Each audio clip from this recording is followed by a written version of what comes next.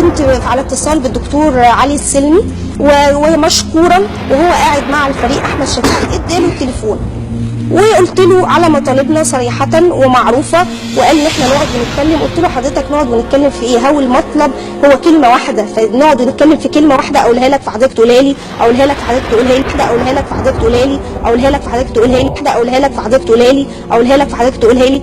فالموضوع هي كلمه واحده، رحيل رئيس الجمهوريه. انا مش شايفه ان في ده فيها اي صعوبه ولا قاعده النقاش. حضرتك احنا مستعدين نقعد، واحنا مستعدين نقعد مع حضرتك، بس بعد تحقيق المطلب الشرعي بوجودهم في ميدان التحقيق. بتضمني اي نظام تالي لذلك؟ ما انا هخليك تكملي. بتطلبي من يعني اي نظام تالي لذلك هيقول لك اي كلام هتصدقيه ازاي؟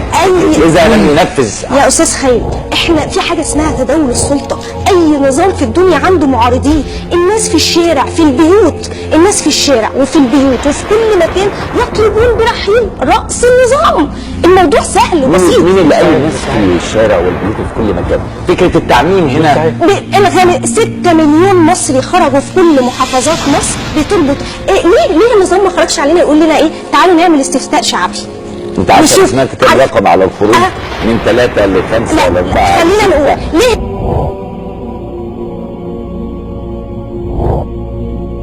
خيري انا جاي بكره ضيف عندك في برنامج ان شاء الله مع زميلك الفاضل تامر امين. انا بس هختصر عشان دقيقتين. تمام. عايز اقوله بس انا عايز افكر اسراء بحاجه صغيره. الاستاذ مجدي جلال صديقك. تمام طبعا. قالوا يعني يا ريت يعمل مداخله بعد ما اقفل. اسراء كانت قبض عليها في احداث المحل اعتقد 6 ابريل على ما اتذكر. وانا كنت مستغرب قابضين على بنتي ليه في السن ده ولا لسه طالعه منوره.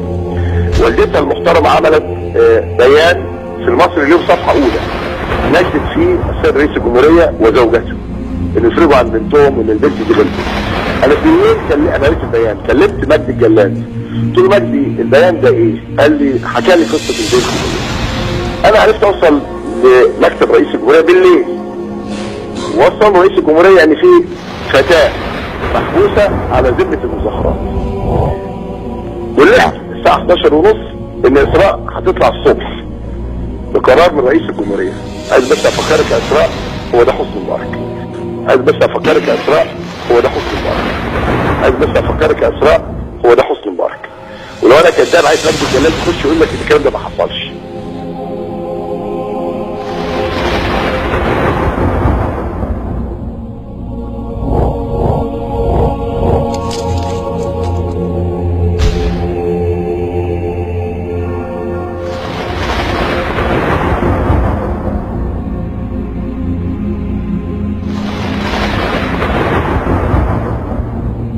سجن القناطر للنساء في انتظار خروج اسراء عبد الفتاح بعد ايام من اعتقالها، واسرتها جوه في انتظارها معانا.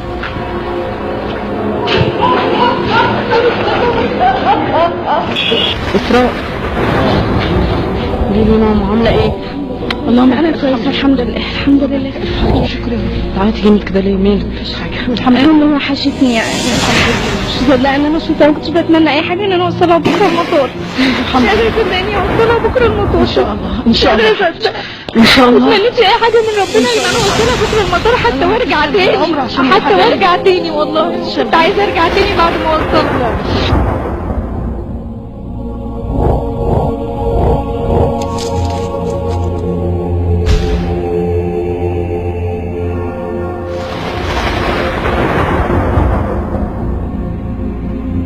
انت مش هترجعي ابدا؟ انت كنت كويسه جوه؟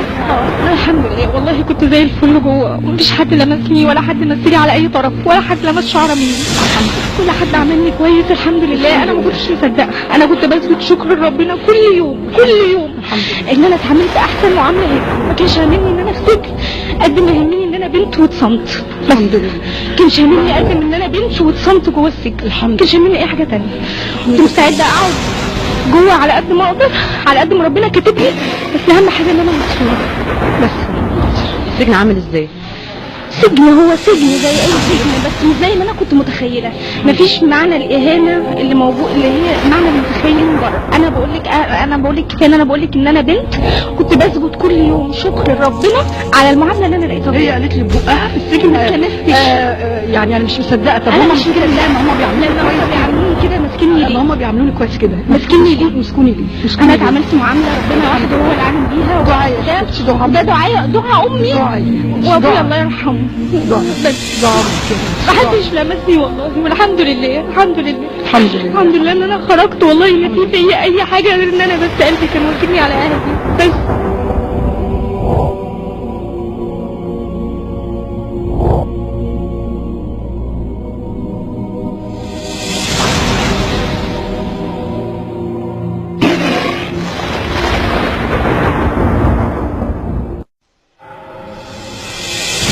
انت كنت عارفه ان حاجه زي كده ممكن تحصل لما عملتي اللي انت عملتيه؟ لا ما كنتش متخيله ان حاجه زي كده ممكن تحصل، وده سوء تقدير مني وسوء فهم مني.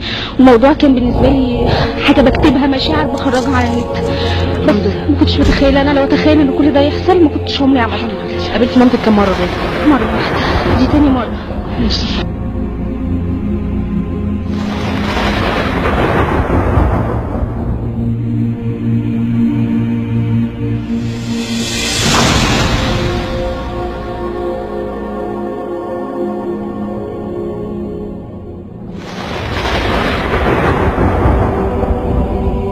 هاتوا قائمة بأصحاب المختطفين والمعتقلين واللي بيتعذبوا في السجون دلوقتي، أمثال زميلنا وائل غنيم اللي احنا شايفين إن هو لو خرج بسلام هو أقدر من يتحدث باسمنا، لأن هو دفع ثمن كبير جدا ولحد دلوقتي هو موجود في السجون المصرية ويعذب.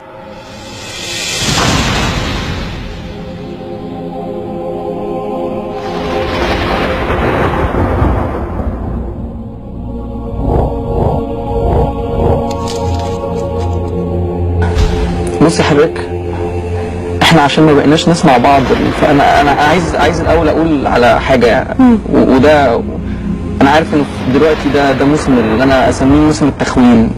ده ممكن يخونك وده ممكن يخونك. فاكره لما انت اتكلمتي على لما انا حتى كلمتك قبلها وقلت لك كمان اقول الحقيقه، قلتي ان المتظاهرين بيضغطوا علينا والامن بيضغط علينا والراح مش عارف يعمل ايه.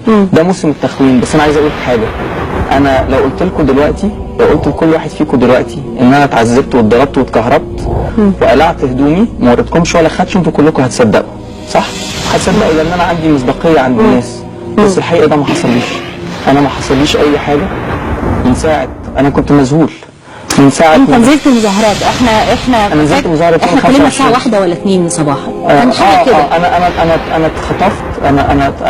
انا اتعاملت جوه امن الدوله بشكل غريب جدا، بشكل قمه في الاحترام، اتكلمت مع ناس مثقفه جدا جوه امن الدوله. اصحاب المختطفين والمعتقلين واللي بيتعذبوا في السجون دلوقتي، امثال زميلنا وائل غنيم اللي احنا شايفين ان هو لو خرج بسلام هو اقدر من يتحدث باسمنا، لان هو دفع ثمن كبير جدا ولحد دلوقتي هو موجود في السجون المصريه ويعذب.